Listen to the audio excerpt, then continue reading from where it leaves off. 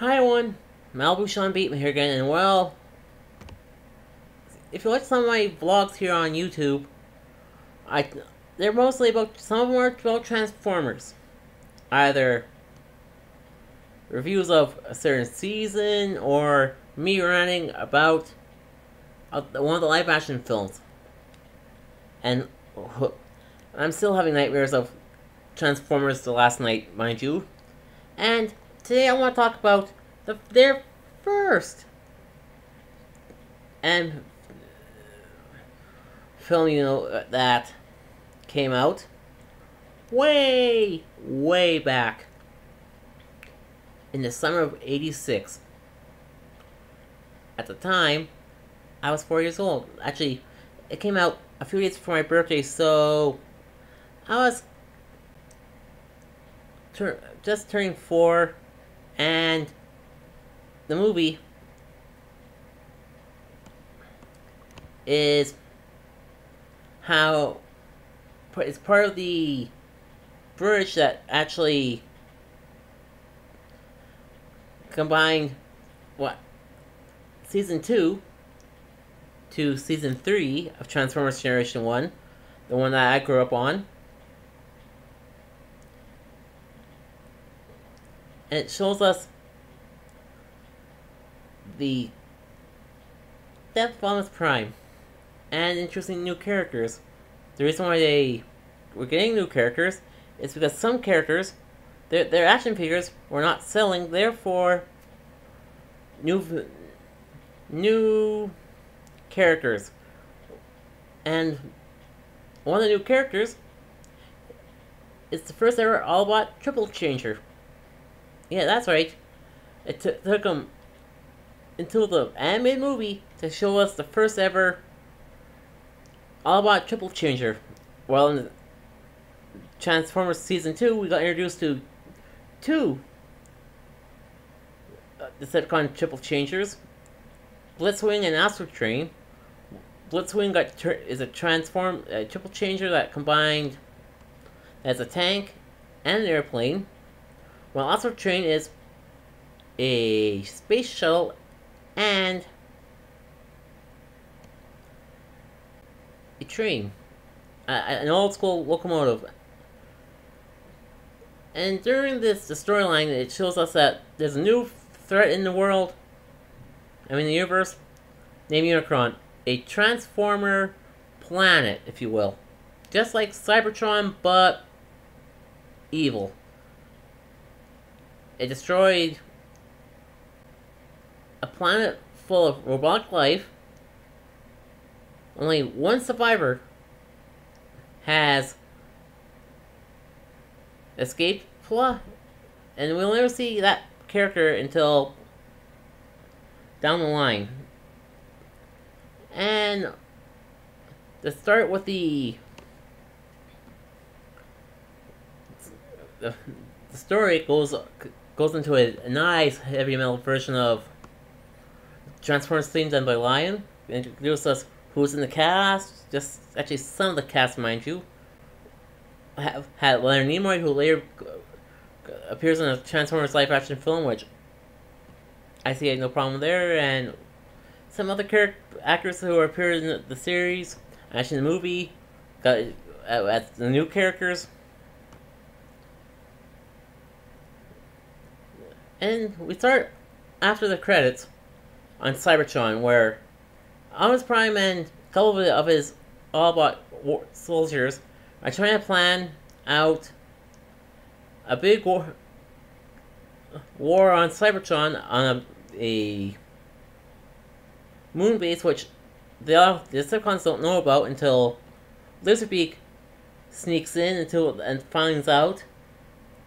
And after the shuttle from the moon base goes away to Earth, the Decepticons enter it, killing off right off the bat Brawn, Prowl, Ratchet, and Ironhide. 4 main characters of the Transformers. And then snuck into Earth until we got to introduce to two new Autobot characters. The young upstart Hot Rod and his human buddy Daniel, who is the son of Spike Witwicky, who's now an adult and married to Carly, by the way. And the Great War happened on Earth. There was casualties left, right, and center. Some Autobots that you loved have passed away, died in war, like Wind Charger, even Wheeljack.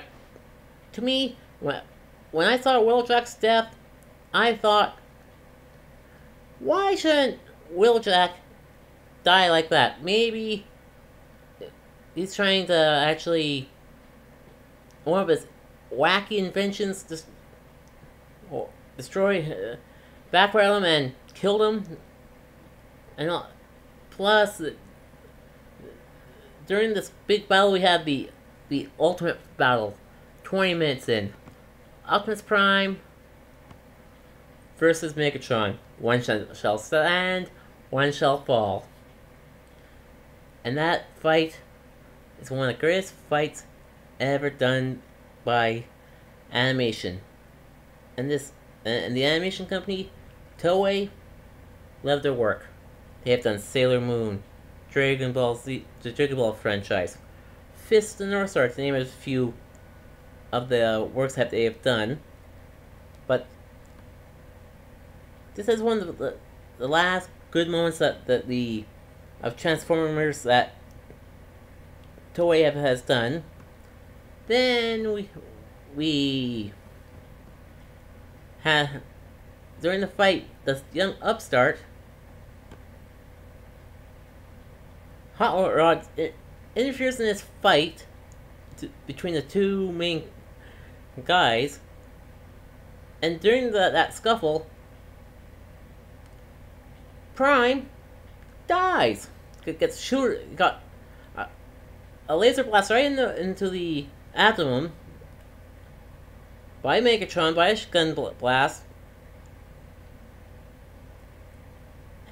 and before Prime dies, he had one last ounce of strength to knock Megatron out, and all the Decepticons escaped. They're still living, from the Triple Changers, the Coneheads, the Seekers, Insecticons, even my personal favorite, Decepticon Starscream, survived. And then the most saddest moment caught on tape, footage, the Optimus Prime's death scene. Every kid was crying, and he shown the first time that the Matrix was shown into canon to the Transformers. Optimus Prime handed to his friend Ultra Magnus, who might be Dion from Cybertron, who knows, but there's theories to it. But when the Matrix fell out of Optimus Prime's hand, it was foreshadowing that Hot Rod will become the next Prime. And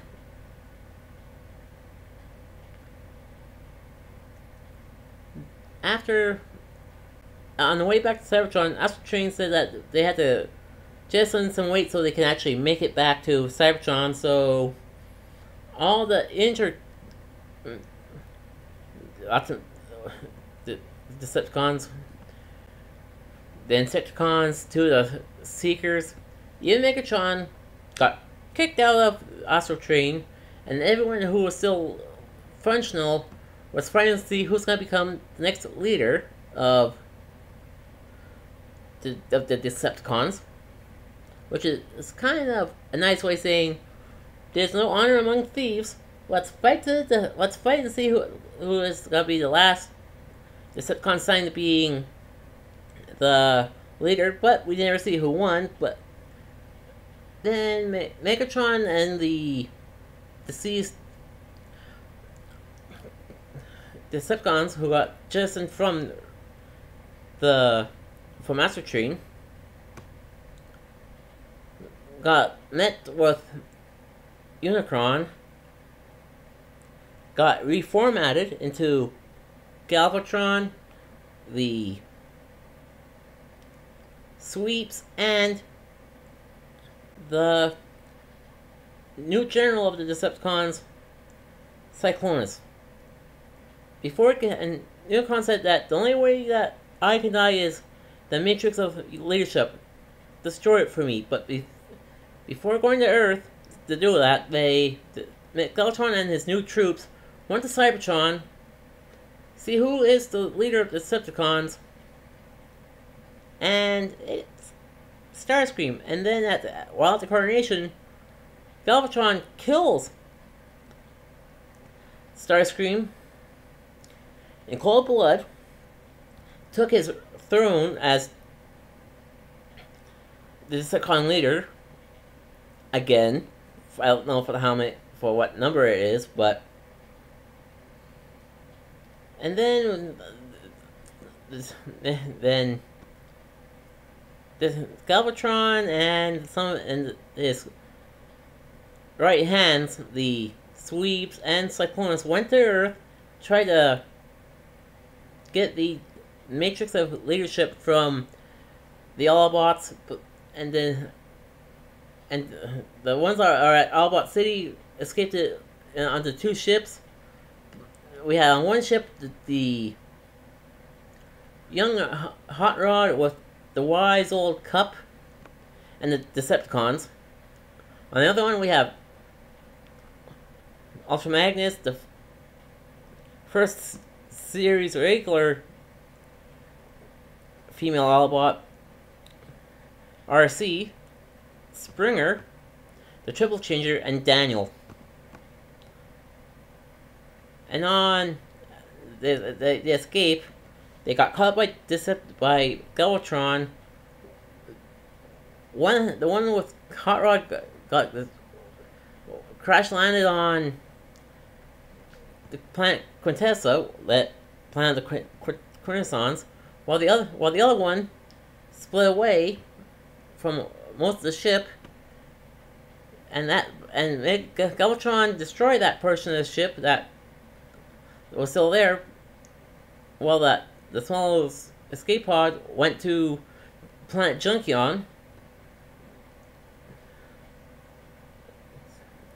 While on Junkion, the Ultra Magnus and the Autobots there. I forgot about Perceptor, because technically I forgot about Perceptor. The only Autobot who is not useful in a battle. A freaking microscope. So, while on Junkion, the Autobots try to rebuild their ship, but Galvatron and the Sweeps came in and started have a little battle. While the Ultra Magnus and was covering them so they can actually escape, just put down some a wall of junk, and the junk fell down to protect his cohorts. And Megatron asked the Sweeps to kill Ultra Magnus, which they do, but in storyboards they were gonna draw and quarter Galvatron, but instead they actually shaman at him. But there's an animation error, but in that scene, and Ultra Magnus dies. Galvatron took the matrix of leadership. While on planet Quintessa, Hot Rod and Cup were in were trying to survive underwater, and Hot Rod saved them from this robotic squid.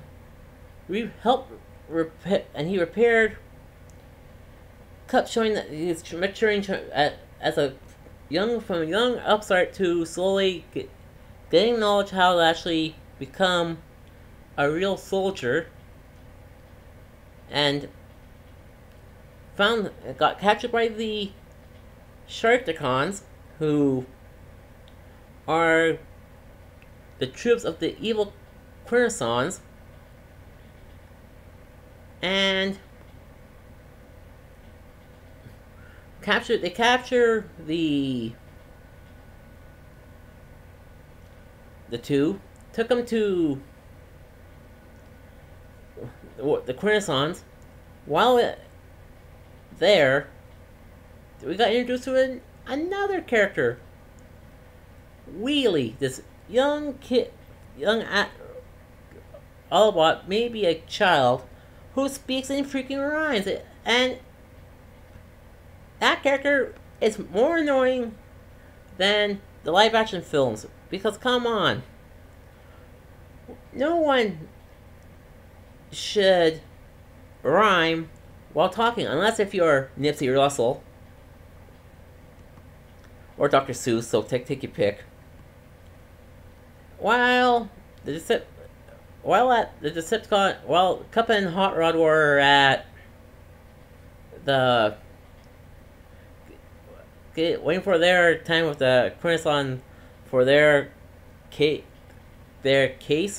they met Kranix, who was the only survivor from the planet from way at the start of the film, and telling the backstory about Unicron and what happened.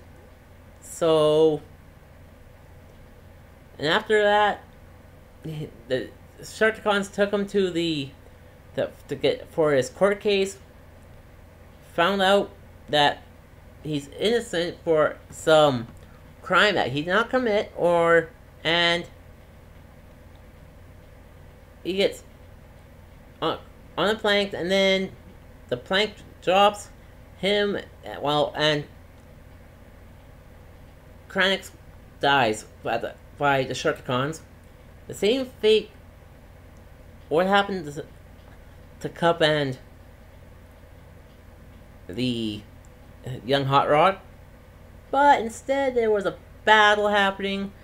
The Dinobots helped out, destroying the Sharkticons, and it was a kind of good battle, but it had a little humor to it. And while the bailiff of the Sharkticons, the Quintessons, he got squished by a door, the hall door, what fell down because of the Dinobots, and one of them, the Decepticons, looked over and he said, "Excuse me," which I thought was funny. And the battle continued, yada yada yada. Cup, Dinobots, and Wheelie got off the planet Corteza, and while they're doing that, going to find Ultra Magnus and the others, those ones actually meet up with, found the corpse of Magnus, and got introduced to the Junkions, a robot group of soldiers who can rebuild themselves with their junk, and they talk TV. Their leader, Repgar, was voiced by Eric Idle, a brilliant mind when it comes to comedy, but when it comes to children's stuff, hit and miss. So during the battle, it was you have to find the right song for that kind of battle. We have The Touch by Stan Bush during the battle between Optimus Prime and Megatron. Instruments of Destruction, we see the Decepticons destroy Brawn Prowl, Ratchet, and Ironhide, but this battle, Weird Al Yankovic's Dare to Be Stupid, which I think was a perfect choice for that one scene. Then Hot Rod and his team met up, and then they formed a pact with the Junkions, which I think is pretty nice, having the Junkions as part of the team so that they can actually help out with the medical repairs for the Autobots. And they went back to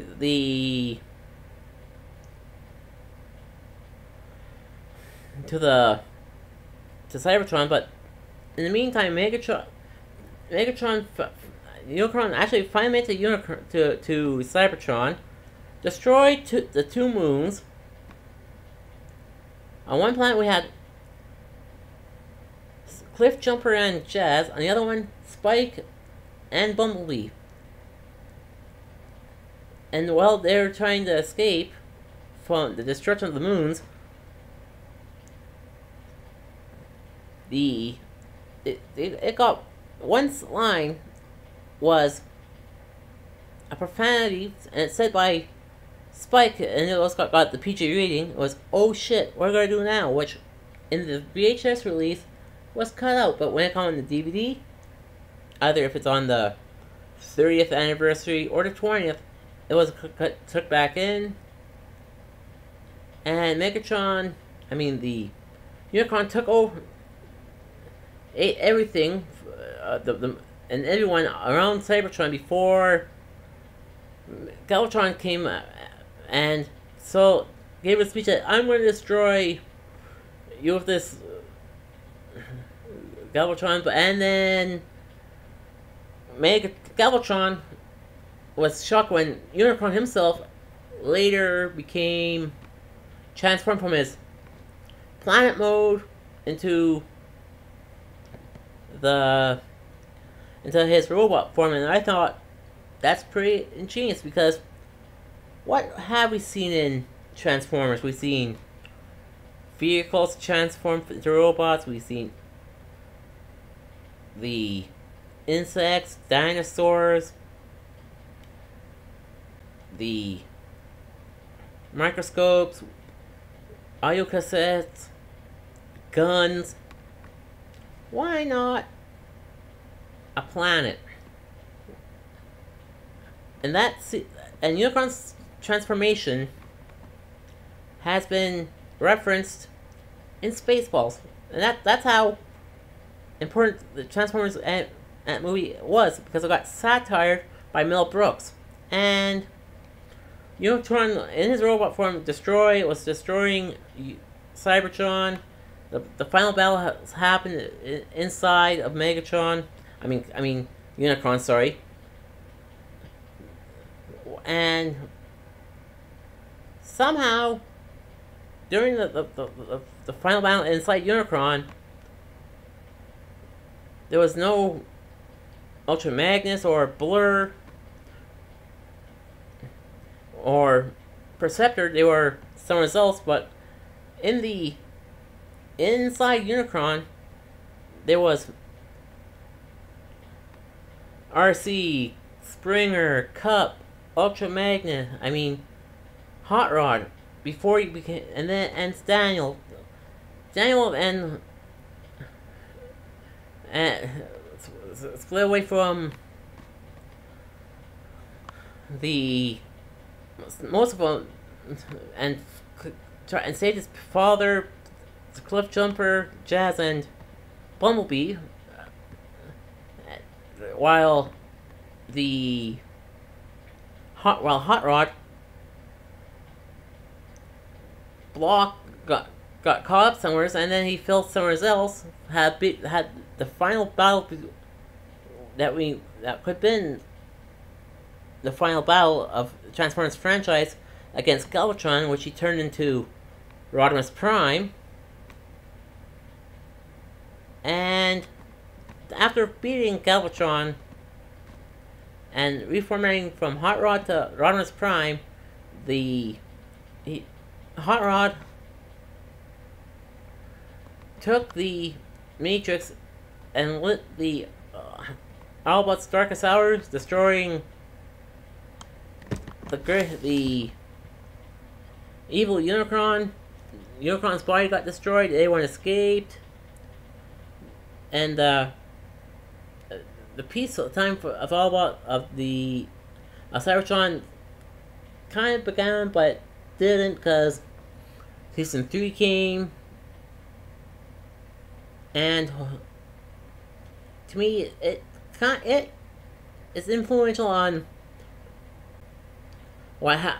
for the Transformers lore, introducing new characters, adding to the mythos like reformatting Megatron to Galvatron, passing of the Matrix, which the Matrix became its own entity.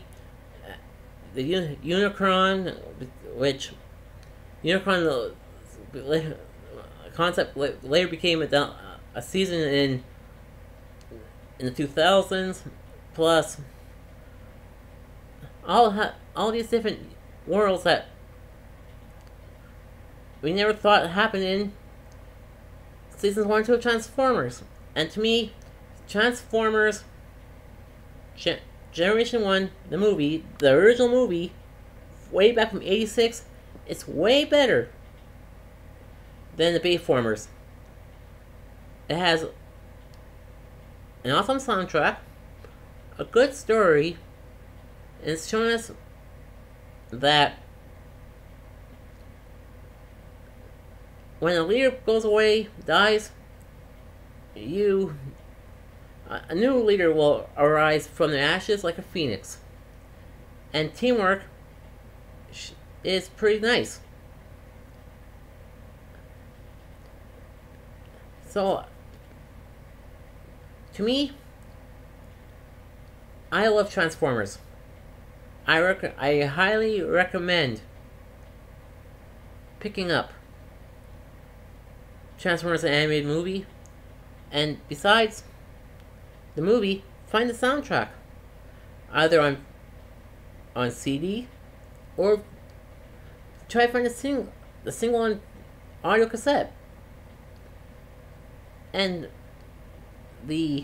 Transformers the animated movie, besides being a cult classic film, it actually helped out with pop culture as well. Look at some episodes of Family Guy and American Dad, and I think an episode of Chuck, which was a live-action TV show. They used Stan Bush's The Touch.